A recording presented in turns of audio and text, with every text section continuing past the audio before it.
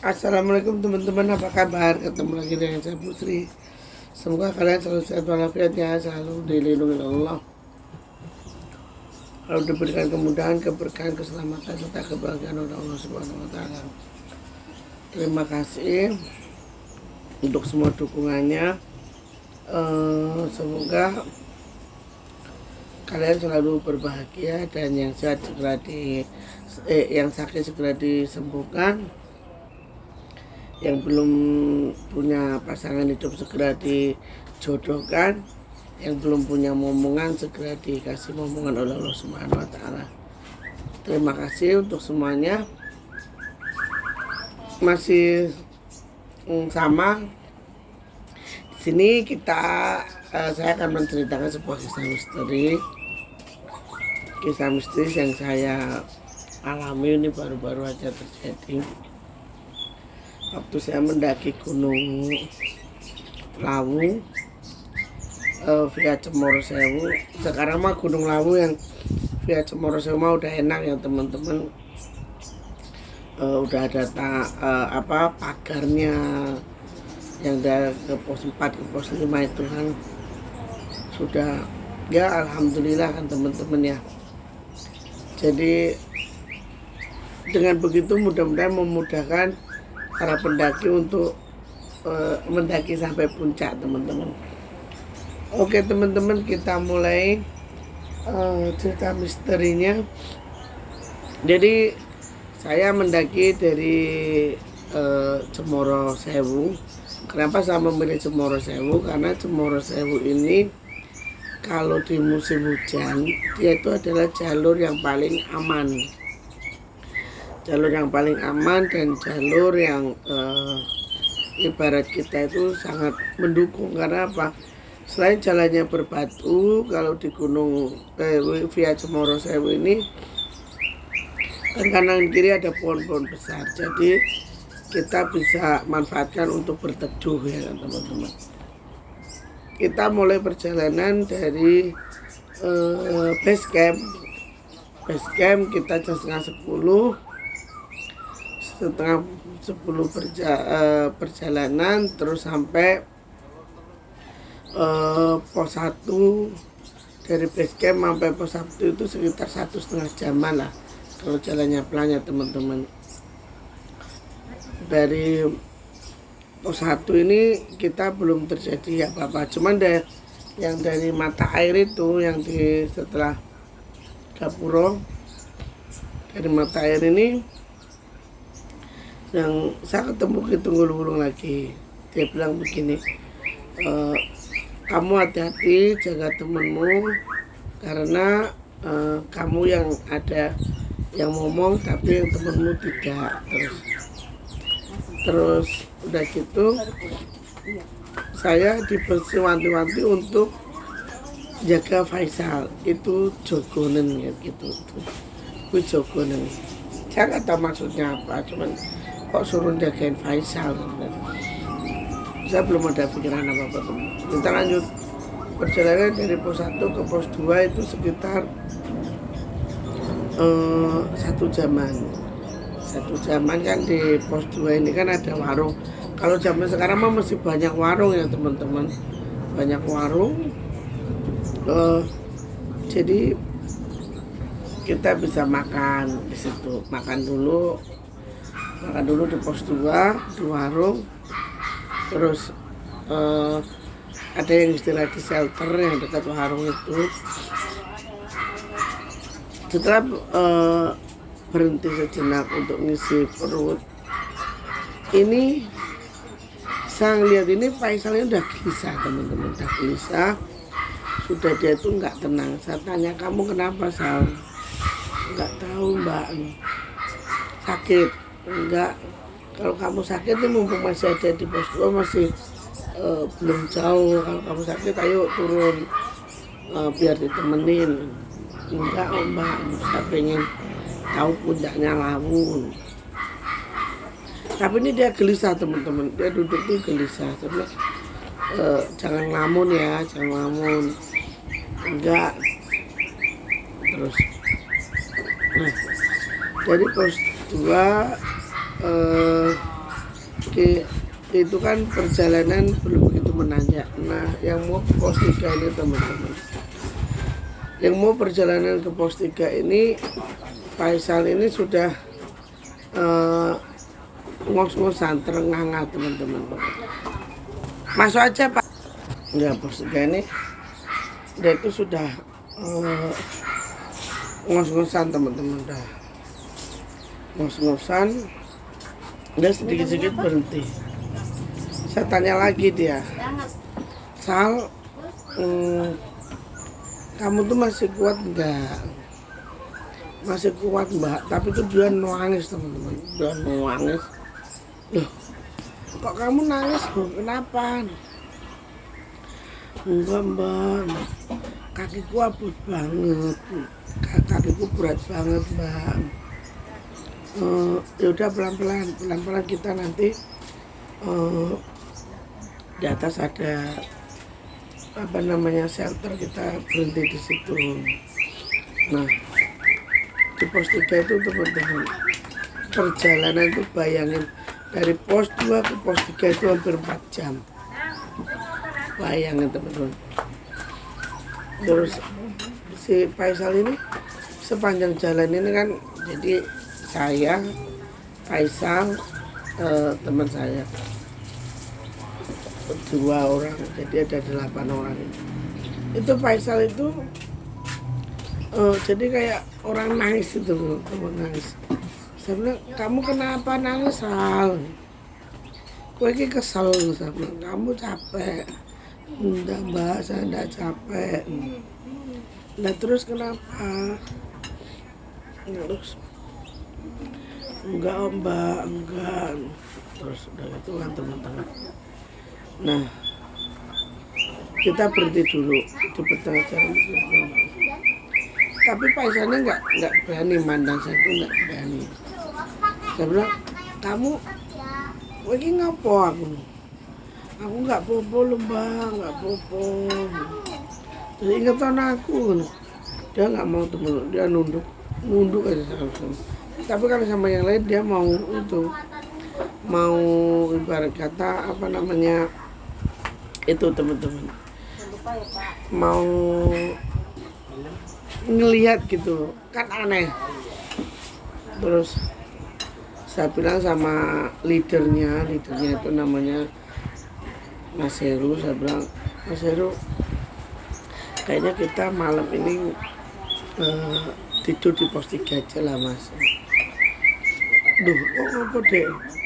Enggak lah, biarpun sekarang masih sore, itu sekitar masih jam 2-an atau jam berapa, masih sore, benar-benar masih jam 3. Ya pokoknya mau jam 4. Nah, itu tuh kita kan sampai di pos 3 nih teman-teman. Akhirnya kita tidur di situ kan, udah ada shelter, kita nggak usah buka tenda kan. Di situ malam maghrib itu kita bikin kopi, masak nasi. Ini Faisal udah nggak mau makan, nggak mau minum. Saya kan terus meditasi. Kita tunggu datang lagi. Saya hati-hati bengi bocah itu tumbuk jogo kata gitu. Akhirnya malam pas maghrib kita makan dulu, terus sholat. Jam 7:30 itu kejadian Faisal ini kesurupan, terus kesurupan, terus dia itu ngoceh di situ tuh, ngoceh begini. Terus ngoceh iki balungnya wangi gitu. Karena ini tulangnya wangi. Saya ingin menjadikan dia teman saya di sini.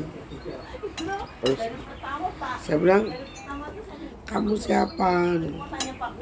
Terus dia ketawa tuh, Lah aku lo Kuntin, aku Kuntin gitu. Oh lah aku lo kurang ajar, saya bilang. Kamu pergi apa enggak? Enggak, saya enggak mau pergi. Pokoknya dia harus ikut saya. Terus udah gitu saya bacain tuh Polo Cokro. Polo Cokro dia ini teman-teman masih berani melawan. Setelah itu setelah dia berani melawan saya ingat sama yang Lau ini bilang bahwa kalau ada orang kesurupan itu hanya ada di beberapa titik. Jadi di ketiak, kalau enggak di lipatan-lipatan tubuh itu bersembunyinya cincin itu gitu loh teman-teman. Nah akhirnya setelah itu saya itu bilang sama itu wajah kan ketiaknya, kowe lunga apa ora nek kowe ora gelem lunga mau tak peloro. Saya bilang itu, kamu mau pulang apa enggak? Kalau enggak pergi nanti saya akan bikin sakit kamu, saya bilang begitu. Dan ini masih kekeh, enggak aku ora gelem lunga gitu. Aku ora gelem lunga. Akhirnya kan saya jengkel teman-teman, udah lama setengah jam lebih dia nggak mau keluar. Terus akhirnya saya jengkel, saya bilang, kowe ora ngerti sapa aku? Yo aku ngerti kowe, ning aku pengen bocah iki. Ora kena bocah iki mbok jaluk rantuk. Kowe lunga apa njaluk awak maju, saya bilang gitu. Kamu mau pergi atau mau tubuhmu hancur, saya bilang gitu kan teman-teman. Akhirnya dia pergi. Tapi semalaman kita tuh nggak bisa tidur. Jadi kayak ada yang itu shelter tuh kayak digini loh teman-teman, sereng kayak gitu. Itu kan dari saya dituin pakai kayak itu kayak gitu. Semalaman kita nggak bisa tidur. Nah akhirnya jam 3 pagi ini karena kita tuh menjagain Faisal tuh kakinya tuh sampai saya ikat sama kaki saya tuh, saya ikat. Maksud saya biar ketika dia pengen itu saya kerasa gitu. Nah jam 3 pagi kita akhirnya giliran tidur teman-teman.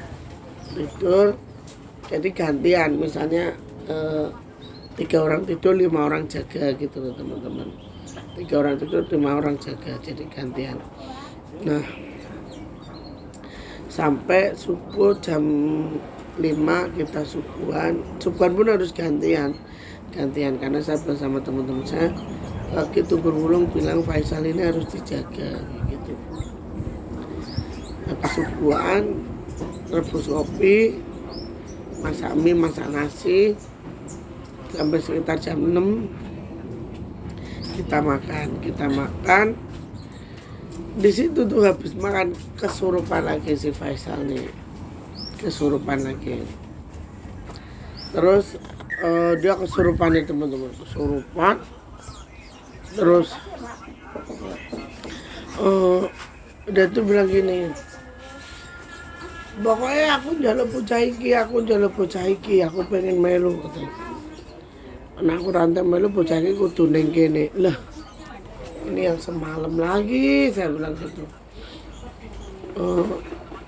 Semalam udah diganggu, yang dikerutuk itu loh teman-teman, dibualang itu sengnya itu, atapnya, shelternya itu yang dikerutuk lah, yang itu lah. Nah akhirnya kita berembuk teman-teman. Setelah itu pulang pergi kita berembuk, Mas ini kayaknya nggak bisa lah Faisal ini ikut. Nah terus gimana sih? Ini mumpung masih siang, kita bagi 2 grup aja. Saya tak pulang, bawa Faisal pulang, turun lagi sampai serahkan ke atas sama temen-temen. Ya nggak bisa nek gue cuma berdua doang, iso ya sini wae dibagi 4 grup dibagi 2 berempat. Sekarang munggah sapa, sekarang medul sapa. Terus akhirnya Mas Heru ini ikut turun saya. Terus yang 5 itu satunya ikut turun juga, jadi kita berempat turun, berempat naik gitu teman-teman. Setelah pulang dari gunung itu saya tanya ke Faisal, saya tanya sama Faisal gini, Sal, kowe ngopo tuh Sal? Anu Mbak, maaf ya Mbak, tadi saya waktu ada Oskadon. jadi pas ngambil air tadi saya kencing Mbak, saya tuh kayak dicolek-colek orang, baunya wangi, ya baunya wangi melati Mbak. Terus saya bilang gini, kowe lo nek ayu melu aku, nek elek aja melu gitu. Oh, lah kamu niatnya udah nggak bagus Sal, kayak gitu kan ngerepotke orang, ngerepotke yang lain. Lain kali kamu udah nggak usah naik Gunung Lawu lagi, terserah kalau kamu mau naik gunung yang lain monggo Sal. Jadi nek melu ning Gunung Lawu jangan ngomong yang enggak, soalnya Gunung Lawu ini nek nyawane Sal, saya bilang gitu. Akhirnya dari situ pelajaran di rumah, apa yang kita niatkan itu pasti akan terjadi teman-teman. Jadi intinya jangan sok guyonan, jangan sok inilah ibarat kata tuh orang genah gitu loh teman-teman ya. Jadi intinya saling menjaga, kalau di gunung itu saling menjaga, jangan egois. Bahwasanya anggap saja temanmu itu bagian dari tubuhnya. Maka ketika ada temanmu yang kesusahan, jangan pernah meninggalkan, antar dia kembali pulang sehat seperti saat dia berangkat.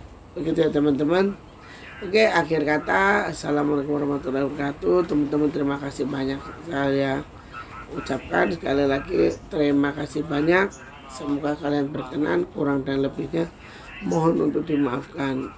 Akhir kata, wassalamualaikum warahmatullahi wabarakatuh.